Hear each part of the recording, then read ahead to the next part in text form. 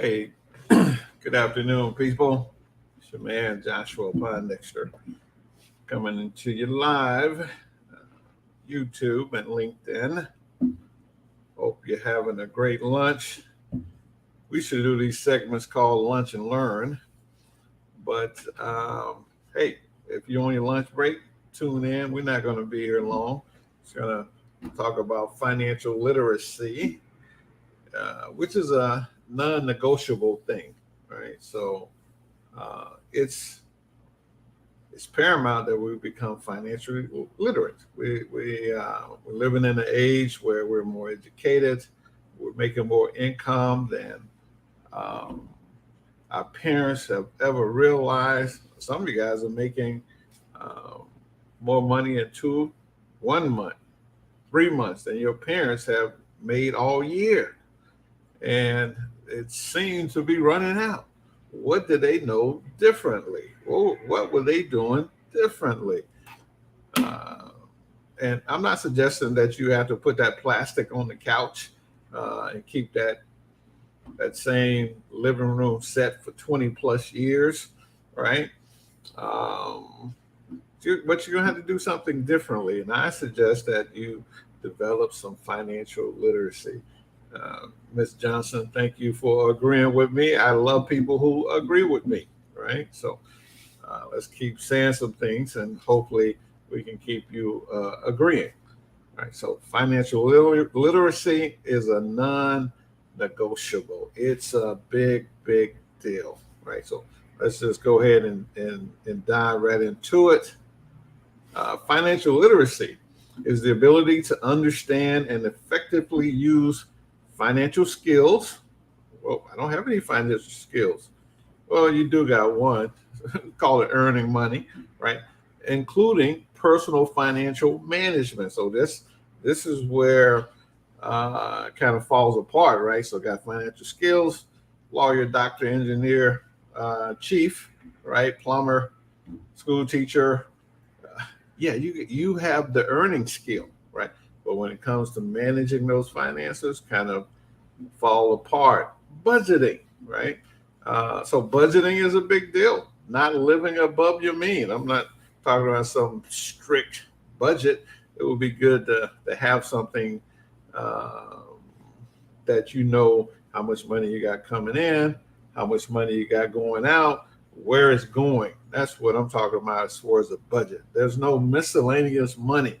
It's all earmarked for a certain place. Entertainment, taxes, savings, investing, lifestyle.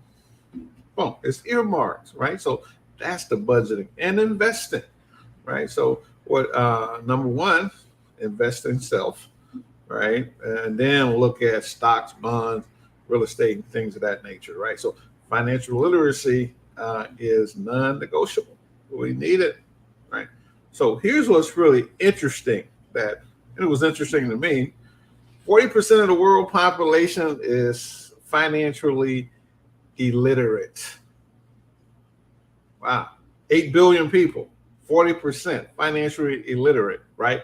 But 80% of the developed countries are financially illiterate, right? So when we come to the development country, westernized countries, what the heck is going on with our financial literacy? What are we doing? Or what are we not doing? So if you don't think that that's true, look at people who come to this country, right? And they come to make money, but when it comes to managing that money, they do a whole lot better than us. That's financial literacy, right? And then when it comes to budgeting, investing, they do a whole lot better than the typical American. The typical American we think that we're going to make money forever, right? So this is the issue, right? This is a significant problem when 40% of the world population is financially 8 billion people financially illiterate. Come to develop countries, that number doubles. what the heck is going on, right? What is going on? Well, as I stated earlier, this is what financial literacy is. To the ability to understand effectively various financial skills, right? We got the first one down pat, earning money, right? So including financial management. So that one's, most Americans, we got a problem with that because we like to spend, like Kanye said, we spend it before we get it, right? Got a problem with spending before I get it, right? Budgeting, right? Living within our means, too much credit, right? So, and then investing. So we don't do well at investing, right? The majority of us are invested via 401ks. If we have jobs with those, so we have taken our retirement planning, our future planning, and put that in the hands of our employer. Right? Doesn't make a lot of sense, but that's what we have done, right? So listen, I'm going to jump right in and take a deep dive right into it. So we're going to give you some keys, some financial skills that you need, right? Number one, so you should need to start investing now. Okay, all right. Well, we can help you with that. JoshuaPondexter.com. Schedule a consultation, and we will not talking about investing now, but we will tell you where to invest, where to get the biggest bang on your butt, on your the biggest bang for your buck. But before we go there, Latasha, listen, earning money. 96% of the people do this. So everybody go to work. McDonald's, you can go to work. Burger King, McDonald's in the morning, Burger King's at night. So you can make you some money in America. So we all earn money. But the problem with earning money is that depending on how we earn it, taxes, right? So if we earn money from a job or from a small business, those earnings are exposed to income taxes, state and federal taxes, right? So 50 to 70% of our earnings is exposed to taxes, income taxes, both state, federal, sales taxes, property taxes, excise taxes, business taxes. So before you start investing now, Latasha, make sure that your tax strategy is tight. So this is why we can't budget, right?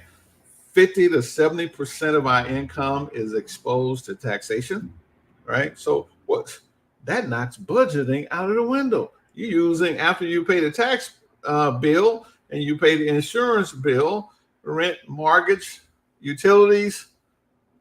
Come on now, what you got to budget? So number one, earning money. 96% of the people in America do that. Very, very easy to earn money in America. Get a job. Get a job. Do some day labor, right? So you can earn money in America, right? But earning money comes with an issue, right? So you said, well, I like to tell my age. I'm 61 years old. Started out 17 years of age, went in the United States Navy. My money was dust. Got out of the Navy, went to college, got a degree, started working in technology, started making money, right? The more experience I got, changing companies, changing jobs, making more money, right? So I'm earning money, but we still got the problem because we got that tax problem. So if you don't figure out how to deal with your taxes where you're earning money, I don't care how much money you earn, you can make $1 million. You know, these ball players, make 10 million a year, and 95% of them after they retire from the NBA, NFL, dead broke. That makes no sense. Hollywood actors, all these people making all this money. So earning money is wonderful, but there's something that you need to put in this financial skill. right? You need to put the abilities to control your taxation, right? Budgeting, 67% of the people do this, right? Well, a lot of it is kind of forced, right? Because I only make $50,000 a year, so I need to select an apartment, a house, a car that fits within my budget. So 67% of the people kind of do that, right? So 33% of the people driving cars they can't afford, living in places they can't afford. So, but 67% of us, we're going to do what our money will allow us to do. So you kind of constrict it by the amount of income that you have coming in. Your budget is kind of fixed, right? This is the house. This is the apartment. This is the neighborhood. This is the car I drive. This is the clothes that I wear, the vacations I take. All these things are kind of budgeted in based upon what's your thoughts on bank CDs, right? Okay. I like the interaction because I'll stop on a dime. And I tell you, I call CDs certificates of death, right? Because taxes and inflation. Taxes 3%. Normally inflation is 3%. So that's 6%. So find me a CD that will outperform that lag on your money. So annually, you get a lag on your money of 6%. That's taxes and inflation. So you need to outperform that bar there, right? So if you're not outperforming 6% annually, your money's not growing. So your future money is going to have problems, right? So, yeah, I believe that answers your question. What I think about CDs, I don't think they should be in your portfolio. For what reason, right? And another thing about CDs is that they got some now that they're promising 3 and 4%, right? That's the gross. The thing about that is that every 12 months, you're going to get a 1099-I, an interest statement. Then you have to pay taxes on the current year of earnings on that money. So now you got to take at least a third away for taxes on earnings of that money, right? CDs, not a good idea. Okay. Budget. Get your budget, right? Budget is important, right? I think that if you look from a long-term perspective, right? Number one. Number two, earning. You need to do something. You need to earn money consistently for 30 years, right? And then you need to budget that. The magical number is living on 26% of your income, right? That's a tight budget that will allow you to build some wealth at any point. $50,000, $60,000, $80,000 of income. If you do that and increase, your earnings over that 30-year period, live on 26%, save and invest that money, you can do right. So that brings us to the next key, saving, right? 35% of people do this, right? So we're talking about saving. Now, 35% of the people do that, right? So that's 65% of the people that are doing no savings. That's crazy, right? The richest country that ever exists. No wonder why at age 65, you look at 100 people, right? Irregardless of color, education, family status, 95% of them end up dead broke. You went to Yale, and at 65, you're broke, right? You went to jail, and at 65, you're broke. Now, you went to the post office at 65, you might not be broke, right? Because you earning, get increase, keeping your budget tight.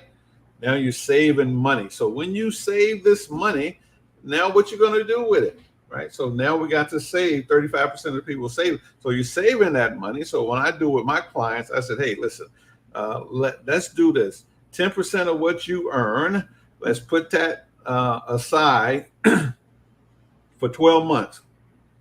And then after 12 months, then we'll talk about number 4, multiplying your money, investing, because only 10% of the people invest, right? So now when you're ready for investing, we can have the investing conversation. Should I put my money in a business? Should I put it in real estate? Should I put it in the stock market, right? So now what am I going to do with my money? Right. So the number 1 rule is invest in yourself. Invest in your ability to earn money. Right. So I remember I took a job years ago. Let's say it was $8 an hour. It wasn't enough to feed my family, but I'm the type of guy, I'm gonna do whatever. It's just I'm gonna get the job and I'm gonna work 10, 12 hours, and I'm gonna make it work, right? And I took that job, and then I just moved to a new city. It wasn't even in my educational realm, right? It was manual labor, right? Getting something done, getting a job, right? Then less than 6 months later, because I had this disposition, now, boom, I find a job in my discipline, my educational background, right? The resident just kept increasing my income, right? And then when I worked in the technical world, right, I used to read 10 to 12 publications a month. I was in the process engineering, was in the development, research and development area. I went from there to there, studying components, just keeping abreast. And so consequently, I was able to change jobs and make more money because I'm investing in myself, right? And then I started a business part-time, right? And so I started developing my knowledge in that business. And so I kept increasing that, kept doing that. So I had a personal mantra of 10% of what I earn, I invest back in my learning. That's a pretty good one. So now,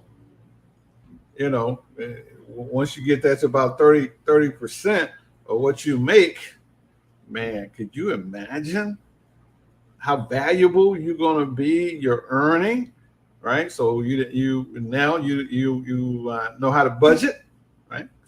Because you're keeping your lifestyle low. You're not going out and getting Maseratis and Bentleys and things of this nature and 5,000 square foot homes when it's only you, Yeah, no, that's type of low will kill you, right? And then you start think about all that money you save. So say, for instance, if you make $6,000 a month and your lifestyle costs you $2,000 a month.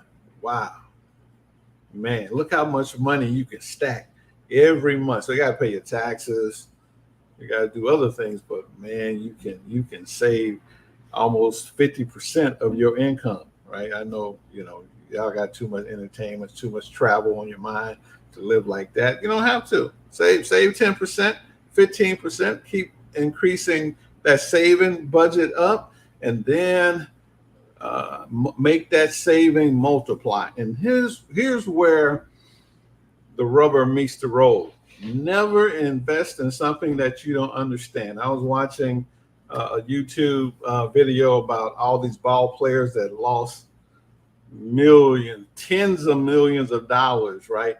And every last one of them retired from the NBA with 20, 30, 40, 50 million dollars. And then they let some slick guy talking them into investing in real estate, investing into this and that. Money gone, right? Money gone. So if you're going to make your money multiply, you need to understand yourself. Don't depend on someone else, right? You need to understand that investment succinctly for yourself. And you need to know enough that you know how to choose the right advisors to be on your team, right? So this is for financial skills, right? Earning money. Everybody do that, but everybody don't do it at a grand scale because less than 5% of Americans make over $100,000 a year. And I tell people that, oh no, that can't be true. Got all these YouTube makers and all these millennials doing this and that. No, anybody making no money. They keep the statistics. They know where money's moving, right? And then if you want to be a 10% plus earner, you're gonna have to separate yourself with knowledge and skills and ability of earning money. So more valuable you are to the marketplace, the more money you make, right? So, well, I ain't gonna brag and boast like a lot of people do, but hey, I, used to make a few $100s a transaction. Now I can make thousands of dollars a transaction. That's value, right? Budget. Keep that lifestyle low. I'm not wearing a bunch of fancy clothes and watches and designer shoes. As a matter of fact, my biggest challenge is to find some clothing with nobody's name on it, right? And still be kind of stylish, right? That's the challenge. And then save, build that emergency fund, save money so that you can have money to invest, right? And then once you start investing, or you're investing in real estate, or you're investing in the stock market, or you're investing in a business, right? So those, and you're going to do that. Once you start investing, you need to start learning, right? So here's what I suggest. You're working your job, which 95% of people don't do, right? So don't try to be a track star, right? Index funds, right? S&P 500 index funds. Boom. Put your money there. 500 largest companies in America. Let it ride. I am bullish on indexing, right? At least for the last 20 plus years. And then if you want to be a real estate investor, REITs, real estate investment trust. There's index funds for that. There's investment funds for that if you want to be in real estate, right? So, and then if you want to invest in people's businesses, they call that stock, right? So now you want to study the stock market. You want to see, you want to buy blue chip stocks. You want to buy penny stocks. You want to buy small international, right? So now you're going to have to teach yourself this stuff, even though you go and hire somebody to, put the sale in for you. You still want to have enough knowledge to do it yourself, right? So there's trading platforms that you can buy stock on if you feeling so knowledgeable, right, about what to buy. You can do that. So 4 keys for finance to skills to develop. Earning money. You got to earn some money. And you have to do it consistently 25, 35 years. Budget. Here's just a simple number to target for 26% of your lifestyle, right? So you make $100, you only spending every $100 you make, $26 should go to your lifestyle, right? Then you want to save some money, get that emergency fund together, get a habit of saving. So once you develop the habit of saving, now we can move to the investment aspect, which only 10% do, right? So if you want to get in that number, I want to show you how to lay out a plan for you and your life. JoshuaPondexter.com. Holler at your boy. Go to my website, schedule a consultation. We spend about an hour time with you, and you're going to leave with a blueprint for you to move forward, right? So that's all we have for you today. Financial literacy. We're going to come back and make more videos about financial literacy, give you some more, some rules, some skills, just to, let this stuff permeate in you, right? Because I'm going to tell you, you will not get wealthy unless you financially literate, right? Because as soon as you hit the lottery, as soon as you get that big money from your family, right, that inheritance, you're going to lose it, right? I did this experiment with my son. I said, I'm a Thanos snap, and you got $10 million in your hand. What are you going to do with it? The first thing that he told me he would do with it, I said, you're going to be broke. You're going to be broke. So he was going to go invest in this. This is what people are going to do. You got $10 million. I'm giving you $10 million. What are you going to do? Well, I'm going to go and buy some real estate. No, listen to me carefully. You got $10 million. You can go down to the bank and you can negotiate, or you go to the life insurance company and you can negotiate to protect your principal and get you 6% return. That's $600,000 a year coming to you, never touching your principal. Well, you don't need to invest in no business. You don't need no real estate, right? Maybe for a tax strategy, right? So $600,000 is a lot of money, a lot of taxes. Do that money. You can educate your children. You can travel the world. $600,000. That old snap. You got $10 million. What are you going to do with it? So when you book your consultation with me, that's the question that I'm going to ask you. Got 10 million. What are you going to do with it? Right? So listen, that said, financial literacy is the key. This number has been the same ever since I became aware of it myself personally for almost 40 years. At age 65, 95% of the people, no matter education, skin color, or whatever, they end up dead broke. Right on, Brother Kevin. They end up dead broke. Now, what's the difference? 5% end up okay. 4%, 4 of those people end up financially independent. 1 end up wealthy, right? So what's wealthy in America? That's $2.4 million, right? You're wealthy, right? So the market is delivering 10%, $2.4 million, 10% return. That's over $200,000 of cash to live on. You don't need to work no more. So he said, oh, I got my 2.4 million, but I'm not getting 10%. Somebody is in the cookie jar. Somebody's getting your money, right? Once again, JoshuaPondexter.com. We help you navigate these concerns, earning money, right? Budgeting, saving money, and then multiplying your money. These are the skills that you need to learn, right? I just highlighted them, right? Go get some books, right? The libraries are back open now. Go to the financial sector and start reading those books. One time I used to read 4 books a day, and I did it for years. Probably started when I was in grade school. Mom had me reading 2 books a week. I mean, not a day, not 4 a day, but 4 a week, right? And then when I got with my mentor, it's like, man, don't be reading all those books. Read quality books, right?